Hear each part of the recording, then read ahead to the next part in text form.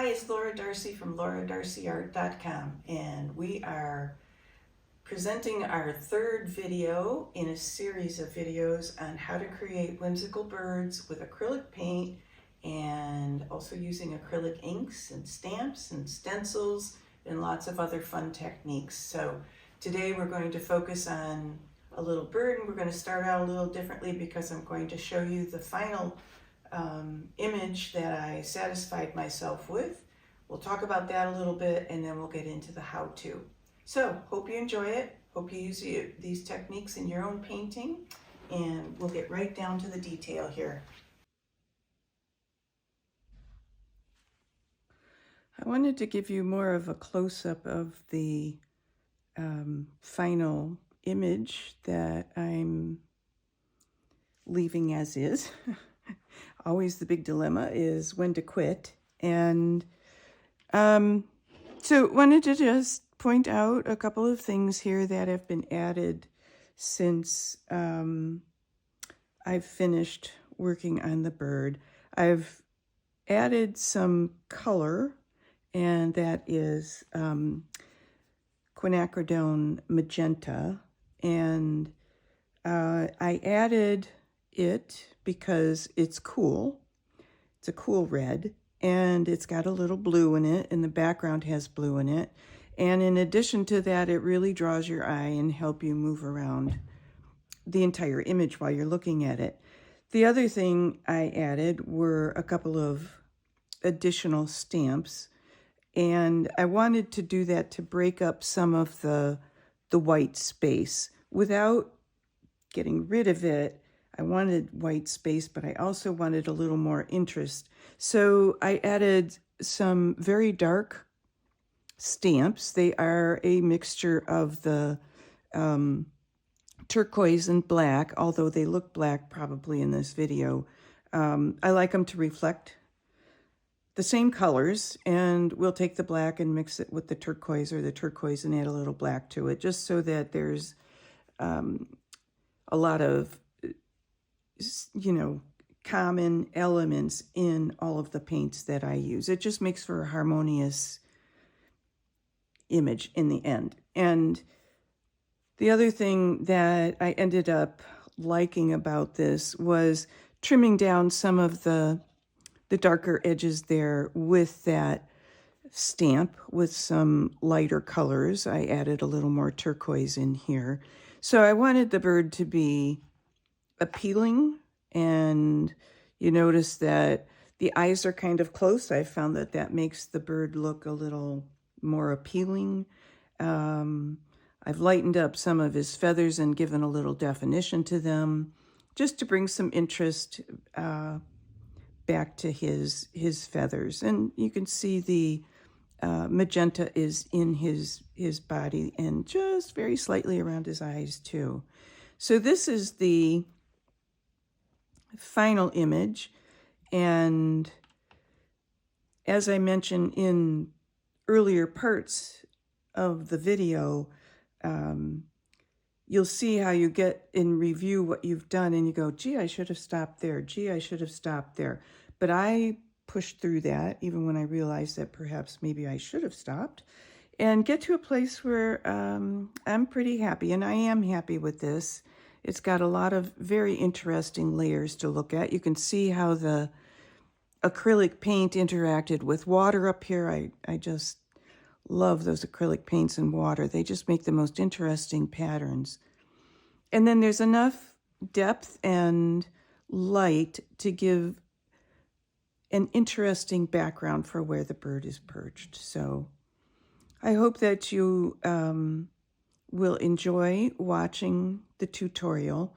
One of the things that I like to mention is that I do speed up through quite a bit of, well, for laying the acrylic ink, and I blow it with a straw and I move it with a brush. And so that can be rather tedious if you're watching it at normal speed.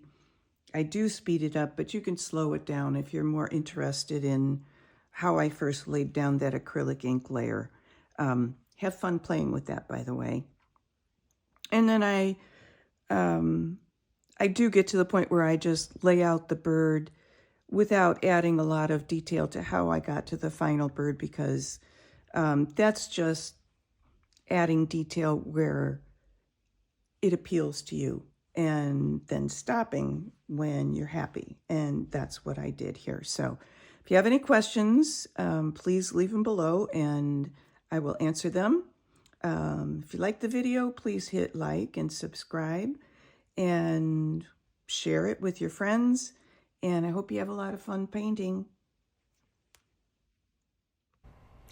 Hi, we're using a 6-inch by 6-inch gesso board today. It's a very smooth surface, which I like because the acrylic ink moves on it beautifully. It's smooth and easy to use. This is a muted turquoise acrylic ink by Liquitex, and the next thing will be an indigo colored ink by Daler Rowney. Both of them beautiful acrylic inks to work with. So you'll see that also in the left-hand corner of the screen here is a stamp that I'm going to be using later on. It's that brown colored square. And the reason I point this out is because later on all you see is me applying the stamp rather than the surface of it. Here's some water. I'm spraying that on the gesso board. I always put down water so that the ink moves, and you're going to see this just burst into life here in a moment. It's really fun. And there it goes. It starts to move and flow. Playing with acrylic ink is really exciting. So I hope you enjoy this part. You'll also see that I eventually color the edges of this little canvas with the indigo color, and then we're ready to go to start with our bird.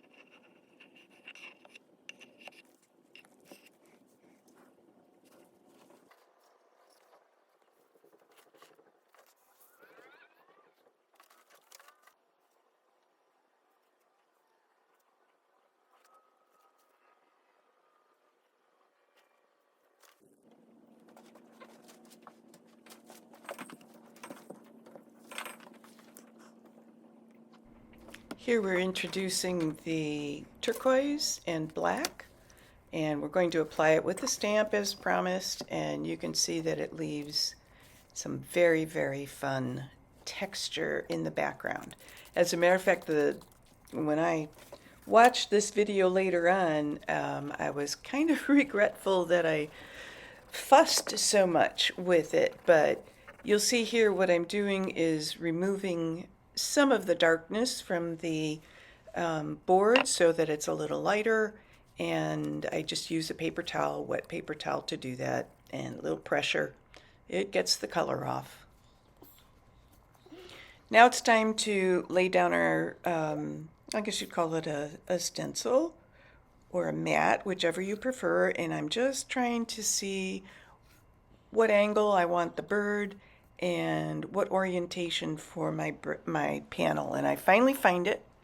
Here we are, and I'm going to trace the bird, decide that he looks better the other way. And I first lay it down with pencil, sorry for the awkwardness there, and then I'm going to pen over that so that I can see it more distinctly. And here's the point at which I look at this in the video and I go, gee, I wish I had kind of left the background as is. You'll see why later, but now that I'm viewing this, and this happens to me a lot, I really like it.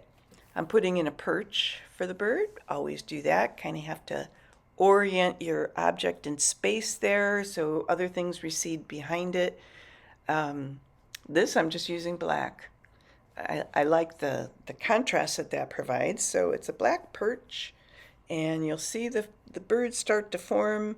The first thing I do is color it over with white so you can see the shape of the bird, And then we start to get a little more detailed around what the bird is going to actually end up looking like. Here's my Lila's White, a beautiful color by Nick Wilton. Has a little bit of yellow in it, actually. A little bit of lemon yellow and a little bit of yellow ochre. It really softens the white and makes it just vibrate. It's beautiful. So I'm going to first paint with that so I have a nice warm undertone for this bird. It'll cover up the turquoise, and you'll see I'm going to here I'm going to say I wish I had stopped, but I don't, and you'll see me futz and futz around with this. So stick with it if you like. At least now you've seen how I create those backgrounds with acrylic inks at this point. And now you're going to see me fuss with a bird.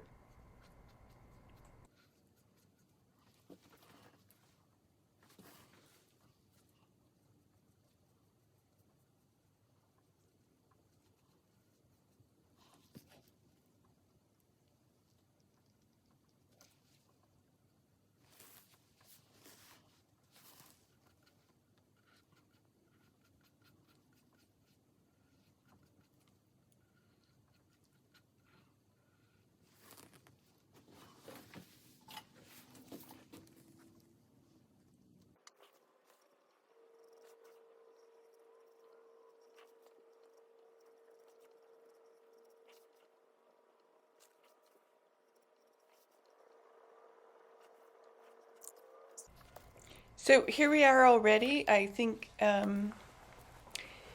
you can see what we've done here is similar to what I've done in a couple of the previous videos, and that is to fill out the bird, add some depth and color to his foliage, not a plant, his feathers. And so I'm just adding some white to make him fluffy. I'm perching him differently on the perch than I had previously imagined I was going to do. So prior to this, the tail was in front of the perch, and now it's behind it because I've got the bird looking at us. I've of course added a beak and her eyes, and I'm just filling in the fluffy feathers, trying to get some depth behind the bird with that darker color there, which I like, and I think it helps to define the bird much more carefully. It kind of makes the bird pop, so that's important. And here I go adding a little bit of more stencil to lighten up some of the dark, and we're getting a bird that I'm kind of happy with.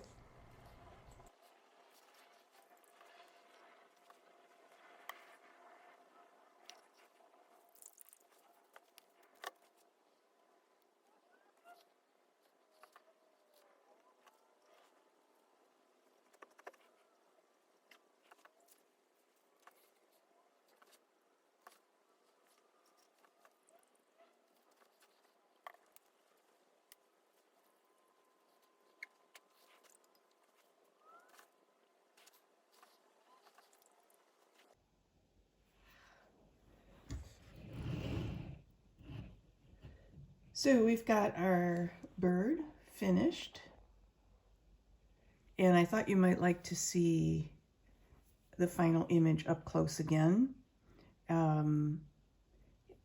As I mentioned, there were a few tools that I used in here that you didn't get a real good look at. One of them is a stamp. This is a rubber stamp, and it's got texture that's quite interesting to use. This is a Seth Apter stamp, and I went to his website. I didn't go to iostamps.com. I went to his website. So if you're curious, that's how I create a lot of textures. Sometimes I apply the whole thing. Sometimes I'm just pressing down a corner, but it gives a lot of fun texture. I also use these stamps. They're wooden, and I bought them in a kit on Amazon. You get quite a few of them, 10 or 12. I can't remember how many, but they're a lot of fun for putting in interesting textures, such as these. That was created with this particular stamp. And you can see it right here. I just went right there. And so those are a lot of fun too. And you can find them on Amazon, as I mentioned. So if you have any questions about today's video, leave a comment below. I'll be sure to respond. And if you like the video, I hope you press like. And if you want to, subscribe so you'll be notified when other videos are released. We'll be continuing this series for a while. So hope you enjoyed, hope you learned something, and hope you have a lot of fun with your painting. Talk to you soon.